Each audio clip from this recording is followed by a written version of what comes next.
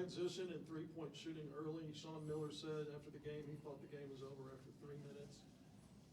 How did you like that bounce? The first 5 minutes of the game, and we've been talking about it, our first 5 minutes down in Florida was pretty good. And then all of a sudden we just caved in, but they were so good that day, we weren't winning anyway.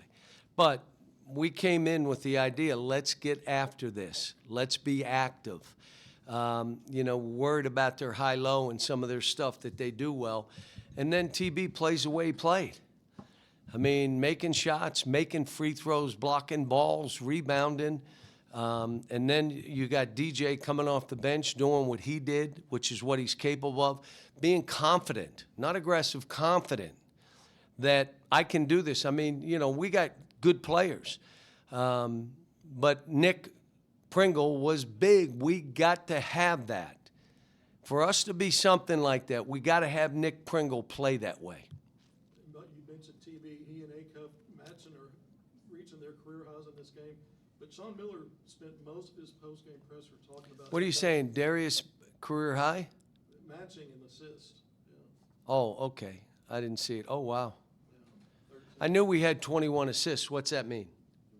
We're winning. But Sean spent most of his post-game presser talking about Acuff and the virtues of him as a once in a generation. Yeah, he is, and you've said it. and he's a great, like, I told you that when we got back from Florida, I was in the office early in the morning, and I said, I'm saying, we have to practice. We went 10 days, no contact, no competitiveness, and you start losing your edge.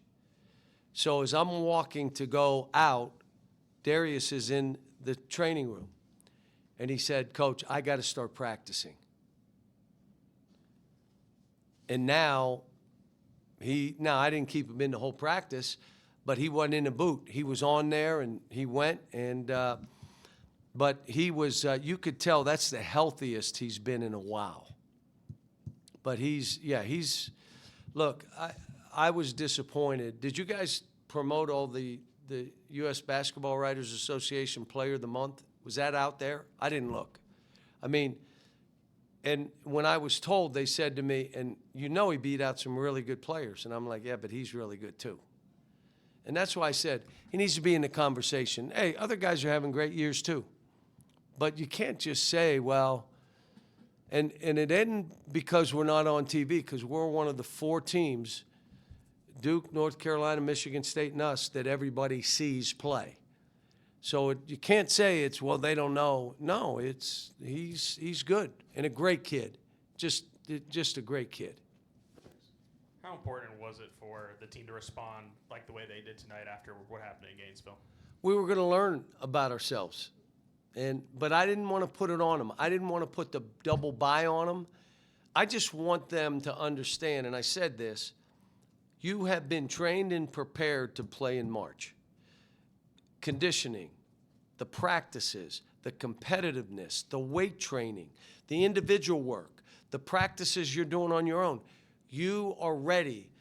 Our team is bonded. We have been tested. We have improved. Are we athletic? Are we long? Are we skilled? Do we have a will to win? Well, come on. Let's go. This is why we did what we did all year, is to get to March to be able to play like we're one of those teams. And so tonight was important that way. Now you got to go on the road at Missouri. And I've said it. I know what happened to Texas today. We were the buzzsaw. We had gone through the buzzsaw. Now they just went through it. He has still done Coach of the Year work. And I said Dennis Gates is the other one that's done Coach of the Year work, which means where were they and how did they keep building their teams? They both have. You touched on it a little bit earlier, but Nick Pringle, how important is it to get that and also playing through some foul trouble tonight and having success with it? Yeah, he's it's vital, and he's the greatest kid. Even when he's not at his best, I love coaching him. I mean, I've absolutely loved it. Yeah, he has some limitations, but so does everybody else. But a great kid, love coaching him. We need him. Now, how about Nolan's statue? They put an addendum in my contract that I had to go out and clean that thing once a week. So if there's bird poop on it, it's up to me to go wipe it off, which I will do in a pleasant way. I would love it. He's been so good to me since I've been here. And I'm going to tell you again, that one thing I said to Hunter, you guys are talking to me, has anybody talked to Coach Richardson to make sure he's good with this? And he said, yeah, Coach said he'd be exactly what, so he was in my corner from day one. And then the other one is, how about Tyson Foods doing what they're doing on the uni? Come on now. That is huge. It's huge for the athletic department. It's huge for the athletes. It's huge for basketball, football. It's huge for us because any place that you can add revenue that you're going to be able to take care of kids is big. And for Johnny to do it and the Tyson Foods to do it, it's a big deal. Over the last 5 years, you've coached against and you've coached Trev in Brazil. Just the last couple of years here. I'm just curious, where have you seen the biggest area of growth for him in the last couple of years? He's growing. He's maturing. He's self-evaluating. He's able to play poorly and get out of it, which means hey, and here's a 6'10" kid that blocks shots, can guard different positions, will go rebound, can make shots, makes free throws. How many guys hit with his athleticism at 6'10" can do that? And so being more consistent, at times being more physical, but that means you walk into the game knowing I'm going to hit first. Or you walk into the game and you're not ready to hit first, and then you look like, okay, coming after him. So, but I think he's gotten better, and he's another one that I've enjoyed coaching. With DJ Wagner, he scored 15 points tonight.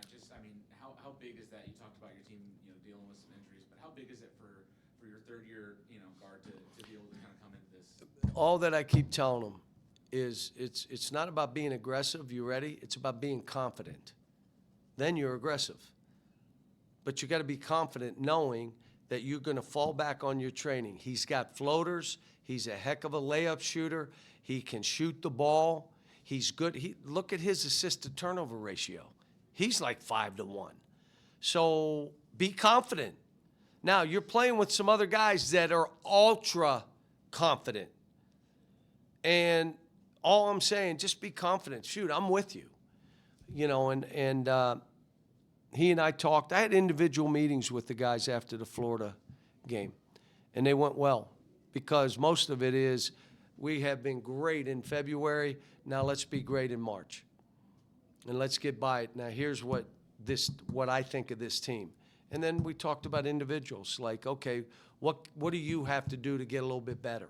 What areas do you have to shore up? How are you going to shore them up? You ready for this? How can I help you? What can I do to help you? And those are the meetings we had. A couple of them, one of them said, just keep talking to me this way. I said, listen, come and see me when you need me to talk to you. I don't know when you need me to talk. Just say, Coach, talk to me. And I'll do what I have to do. My job is to let go of the rope now. And I told them this. They got to coach each other. And you notice I didn't do a whole lot. I got on one guy but I wasn't yelling about it. I just got on him a little bit like, come on, man, you're better than this. Care about your team. Let's go. And so that's where this has to go in March. I've got to be a cheerleader. Let me ask you. If I have to teach a bunch right now, what's that tell you? Very good. If I have to really, get them going and challenge them and get them excited, it's March, man. If you ain't excited, then you ain't getting it from me. I'm not going to be able to do it. So all I'm saying is come together. We bonded as a team. Get each other going. How about this? Hold each other accountable. If a guy's not doing his job, go say something to him. Don't make me do it. I want to be a cheerleader. You say it. And I'll say, geez, he was pretty rough on you. So, this is the fun part of the year for me. Like, I love it. It doesn't mean you win every game, but it's March. Everything we've done all year is built to this. And so, again, let me thank the fans. I mean, what they've been able to do over 2 years to help us. Folks, you remember what our record was at this point last year. We were 6-10. No, we were 6-10. And if we didn't win those 2 games, we weren't going to the NCAA tournament. And then the last game we had to win. And the fans came out. It was crazy. And we played Mississippi State and got them we beat them by 1.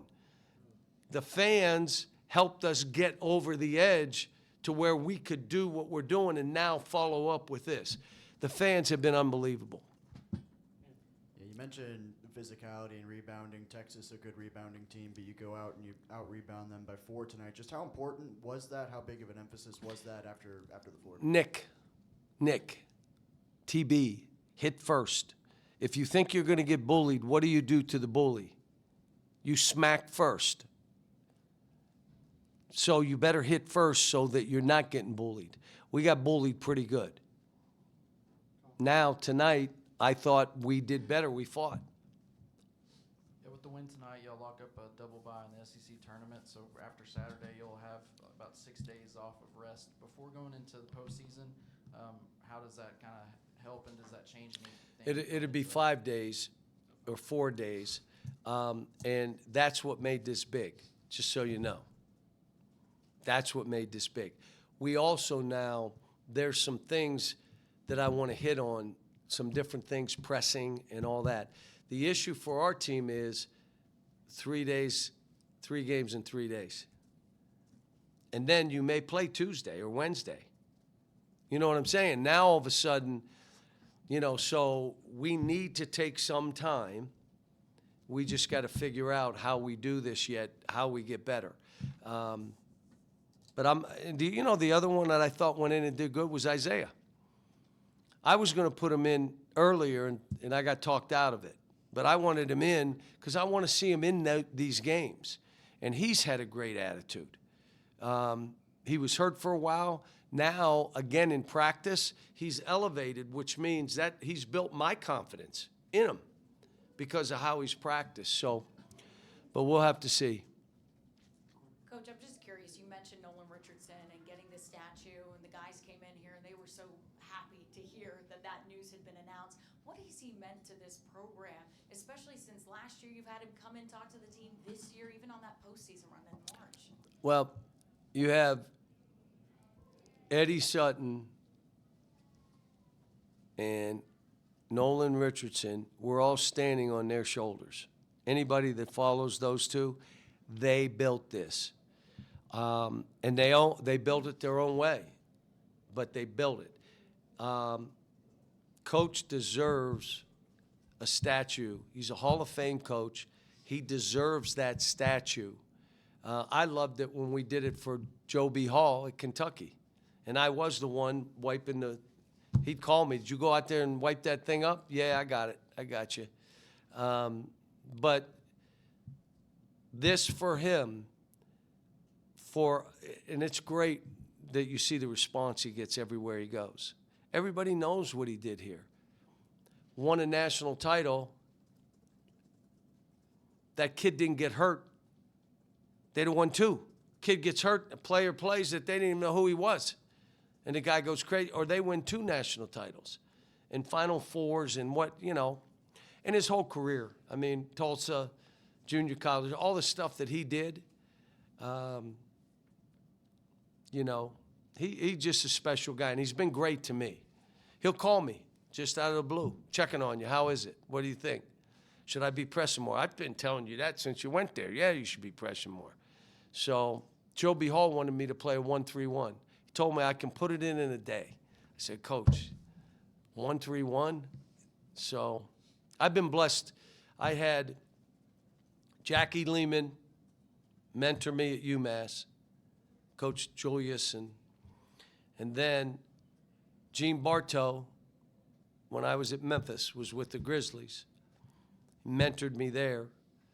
Joe B. Hall was in my practice 5 days a week when I was at Kentucky. Now I have got Nolan Richardson as a mentor here. Come on. How blessed have I been? So, all right, guys, got to go. Thank you. Sir,